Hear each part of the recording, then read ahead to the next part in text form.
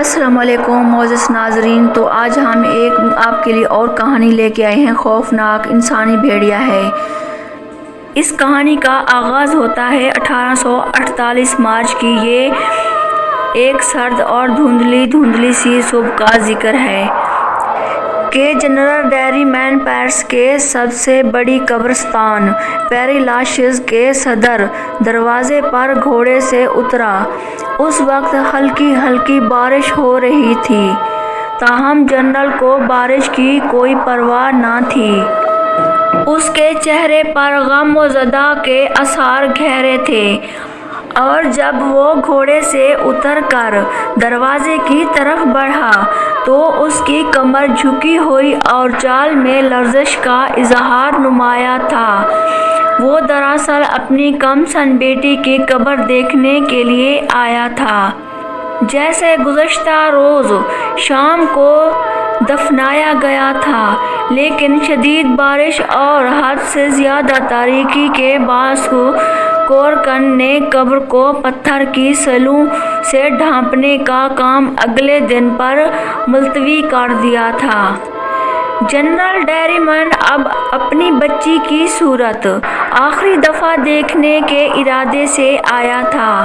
قبرستان کے منتظم کا سلام لیتا ہوا وہ آہستہ اس حصے کی طرف بڑھا جہاں بچی کی قبر تھی۔ جو ہی وہ قبر کے نزدیک گیا، اسے ایسا نظر آیا جیسے کوئی جانور یا آدمی اس کے قدموں کی آہٹ پر قبر میں سے نکلا اور اچھل کر ایک طرف بھاگ گیا۔ جنرل ٹھٹک کر وہیں رک گیا اور غور کرنے لگا کہ یہ کیا چیز تھی۔ کوئی آدمی یا کتا یا بھیڑیا یا کوئی بھوت پریت؟ یہ وہ سوال تھا جو بعد ازاں مہینوں تک نہ صرف فرانس بلکہ یورپ کے تمام ملکوں میں لوگ ایک دوسرے سے پوچھتے پھرے، لیکن 1848 مارچ کی اس دھندلی صبح کو جنرل ڈیری مین نے چند سائے تک غور کیا اور پھر اسے اپنی نظر کا فریب قرار دے کر قبر کے قریب پہنچ گیا۔ جب اس نے قبر کو دیکھا تو وہ دہشت سے لڑکھڑایا اور ضبط کے باوجود اس کے منہ سے دبی سی چیخ نکل گئی۔ تابوت کا ڈھکنا ایک طرف پڑا ہوا تھا، بچی کا ادھر اور اونچا ہوا کفن بھی مٹی کے اوپر دھچیوں کی صورت میں رکھا تھا، اور لاش کے اعضاء الگ الگ ہو چکے تھے۔ اس کا پیٹ چاک کر کے آنتیں نکال لی گئی تھیں اور رانوں پر دانتوں کے سے نشانات نمایاں تھے۔ ایسا معلوم ہوتا تھا کہ کسی جانور نے لاش کو قبر سے نکال کر ہڑپ کرنے کی کوشش کی ہے۔ جنرل ڈیری مین کے لیے یہ نظارہ ناقابل برداشت تھا۔ وہ وہی غش کھا کر گر پڑا اور تھوڑی دیر بعد قبرستان کے ایک چوکیدار نے، جو اپنے کتوں کے ساتھ گوشت کرتا ہوا ادھر آ نکلا تھا، بد نصیب جنرل کو قبر کے اوپر بے ہوش پڑے پایا۔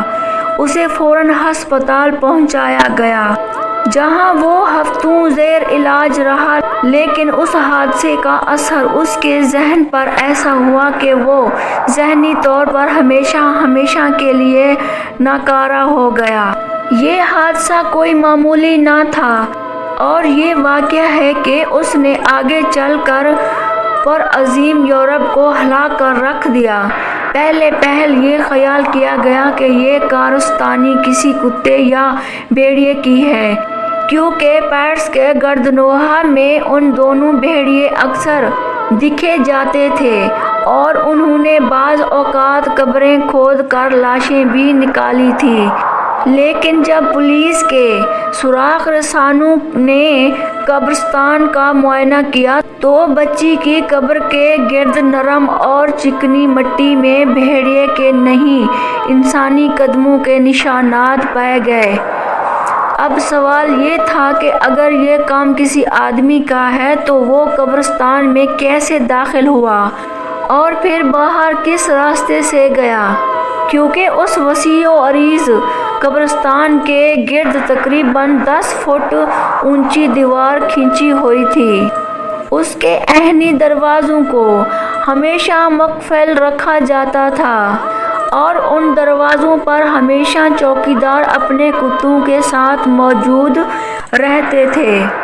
ایک لمحے کے لیے فرض کر لیجیے کہ کوئی شخص قبرستان میں کسی طرح داخل بھی ہو گیا تو یہ بات کس طرح قابل یقین نہ تھی کہ وہ قبر سے معصوم بچی کی لاش نکال کر اس کی یوں بے حرمتی کرے گا اور اسے ہڑپ کرنا چاہے گا۔ یہ کام تو لازماً کسی وحشی جانور یا درندے ہی کا ہو سکتا ہے۔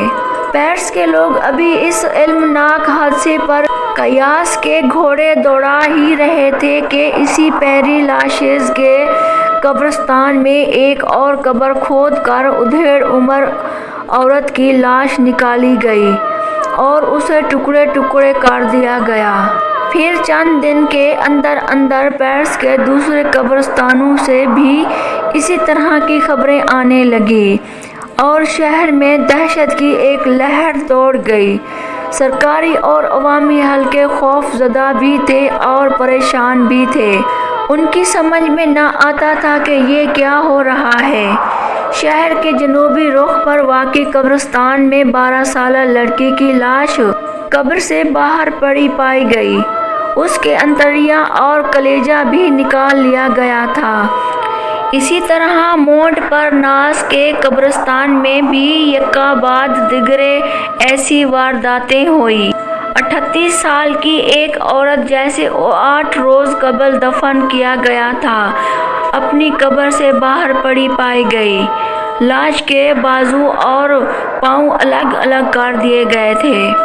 ان تمام لاشوں کے معائنے سے ظاہر ہوا کہ ان پر ایک ہی جیسے دانتوں کے نشانات ہیں۔ اس کا مطلب یہ تھا کہ اس درندگی کا ذمہ دار صرف ایک ہی جانور انسان ہے۔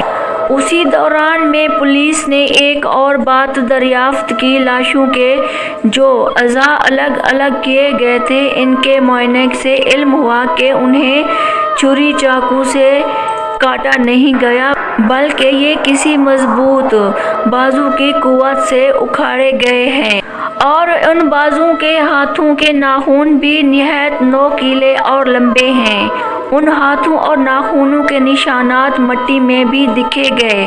ان دونوں قبریں زیادہ گہری نہیں کھودی جاتی تھیں اور تابوت صرف 2 یا 2.5 فٹ کی گہرائی ہی میں رکھ کر قبر بند کر دی جاتی تھی، اور ظاہر ہے کہ اس قسم کی قبروں کو کھودنا کسی انسان یا درندے کے لیے کچھ زیادہ مشکل کام نہ تھا۔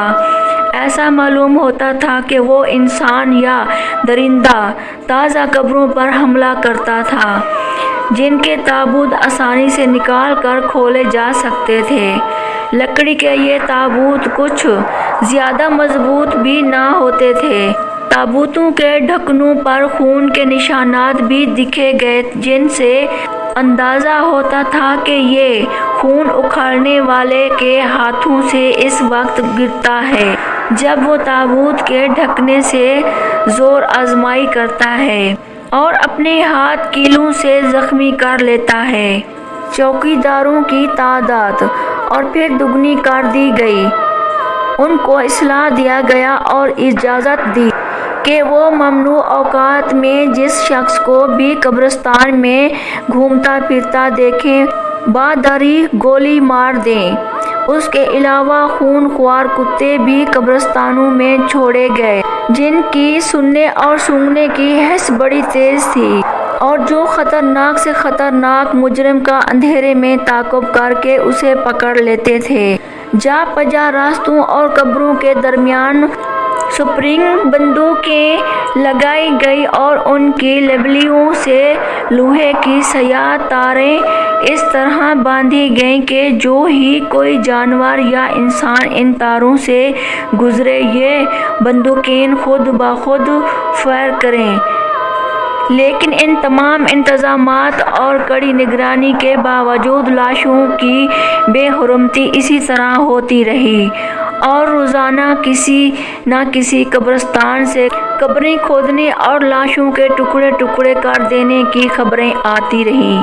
تو ناظرین، اگر اس کا نیکسٹ پارٹ دیکھنا چاہتے ہیں تو ہمارے چینل کو ابھی سبسکرائب کریں اور ہماری ویڈیو کو بھی لاسٹ تک دیکھا کریں۔ تو اسی کہانی کا بہت مزیدار یہ کہانی ہے، تو لاسٹ تک اسے ضرور دیکھنا۔ Thanks for watching this video.